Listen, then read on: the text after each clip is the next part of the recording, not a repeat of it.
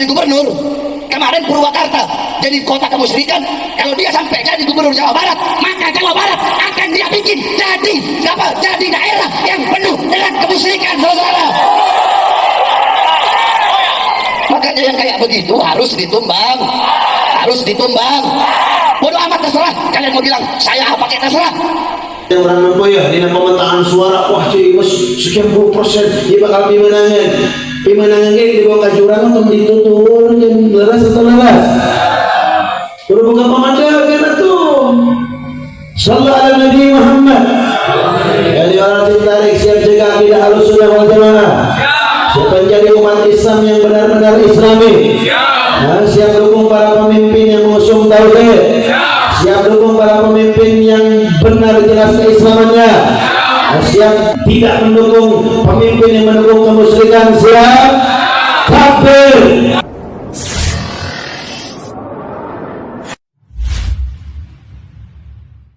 Kan gini loh, syirik mensyirikan, sesat mensesatkan menjadi hal yang biasa sekarang kan.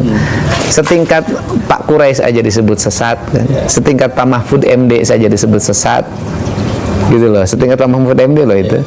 Kemudian setingkat dulu Cak Nur, pemikir besar Hasanah Islam Indonesia, itu juga disebut kafir kan, gitu loh. Saya Gus Dur sama kan, sesat. Ya kebetulan saya ini adalah para pengagum mereka gitu loh, pengagum Cak Nur, pengagum Gus Dur, pengagum Cak Nun, Gus Mus gitu loh. Saya pengagum pikiran-pikiran Pak Quraisy dari sisi tafsir Al-Quran ya.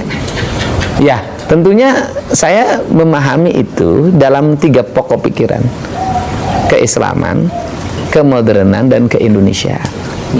Nah bicara keindonesiaan, saya ke Sundaan. Nah ketika kesundaan pasti kan masuk dalam ruang lingkup kebudayaan pada masa lalu. Yang jadi pertanyaan saya adalah kenapa setiap nilai-nilai kebudayaan masa lalu bangsa saya, orang Sunda atau orang Jawa, selalu dimusyrikan, selalu dibikin identitas bertentangan dengan agama. Letak bertentangannya di mana? Itu yang menjadi pertanyaan saya. Tetapi ajaran kebudayaan yang dibawa dari Timur Tengah itu kan juga banyak yang bukan dilahirkan pada zaman Nabi. Sebelum Nabi sudah ada. Nah misalnya Pak Said Agil pernah menyampaikan dalam ceramahnya, masjid itu pakai menara. Menara itu dari munara. Munara itu adalah tempat penyimpanan api, yaitu orang-orang Majusi waktu itu menyembah api yang disimpan di menara, Kemudian menara itu menjadi khasanah masjid yang dipakai di kita semua. Kenapa sih itu boleh dipakai jadi masjid? Kenapa yang di kita nggak boleh? Nah ini yang jadi pertanyaan kita gitu loh. Bagi saya nilai-nilai masa lalu itu penuh kearifan. Misalnya orang Sunda, silih asa, silih asi, silih asu, apa sih tidak arifnya? Ada kereta kencana, kemudian dikasih dikasih ratus ya, dikasih bunga. Apa bedanya dengan bendera yang dihormat? Kan sama, diarak setahun sekali, orang nonton foto-foto. Apa bedanya dengan bendera yang dihormat? Kan sama aja. Apa benderanya sih dengan bendera ormas, bendera partai? Kan sama gitu loh. Itu kan simbolisasi saja. Ya kalau itu nggak boleh, bendera ormas juga jangan dibela-bela dong. Kan ketika nama ormasnya dilecehkan orang lain kan ngamuk. Kan ketika nama partainya dilecehkan orang lain kan orang ngamuk juga. Kan artinya bahwa samalah semuanya juga masih menghormati simbolisasi gitu loh. Cuman beda. Ya cuman beda. Nah itu problemnya apa? Misalnya kain pohon dikasih kain, terus problemnya apa? Katanya itu baik dianggap apa yang menghidupkan agama Hindu. Nah pertanyaan saya, ada nggak di India pohon dikasih kain? Nggak ada. Itu khas Bali aja, bukan khas Hindu loh, khas Bali. Bali itu khasnya budaya Nusantara. Nah kemudian menjadi pertanyaan saya, lu masalahnya apa? Bagus mana pohon dikasih kain dengan pohon dikasih paku? Dikasih paku, kasih iklan, ditulisan di situ. Misalnya hubungi 08 sekian gitu kan ya, untuk sedot tinja.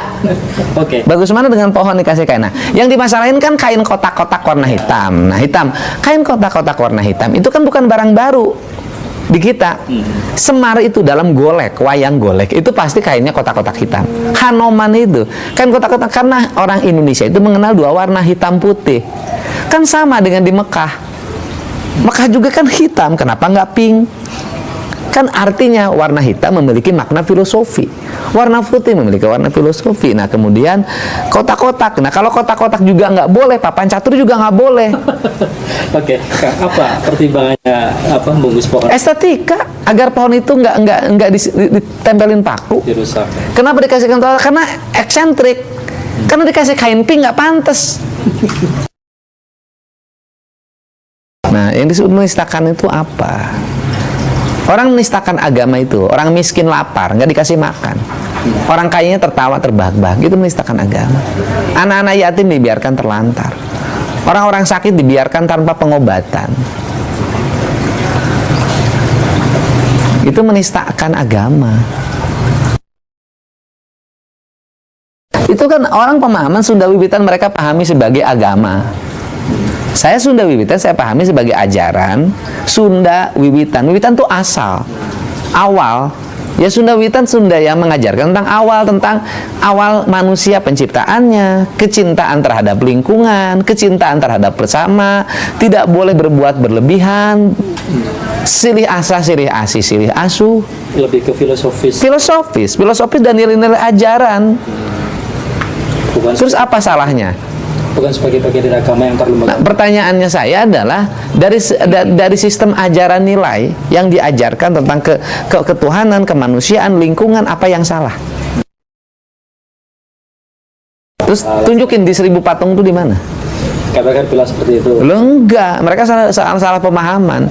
Di Purwakarta itu patung itu bukan barang baru. Purwakarta itu punya industri keramik pleret. Ya kan, membikin celengan dari tanah liat, celengan Semar, terkenalah celengan Paleret. Jadi itu asli Purwakarta.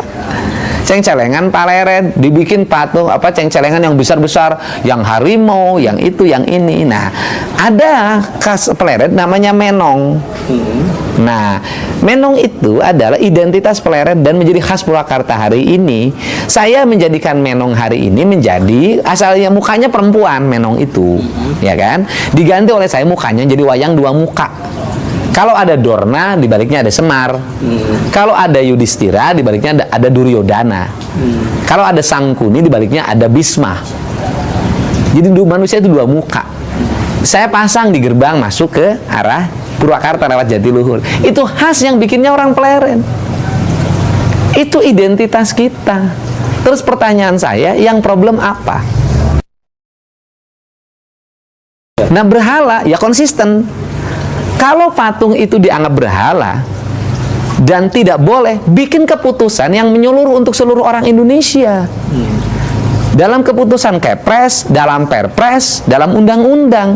Karena saya bupati penyelenggara konstitusi. Pertanyaan saya adalah, kenapa sih kalau patung harimau Kodim nggak dimasalahin? Kenapa patung Lodaya di Polres nggak dimasalahin? Kenapa patung polisi nggak dimasalahin? Kenapa patung tentara nggak dimasalahin? Oke.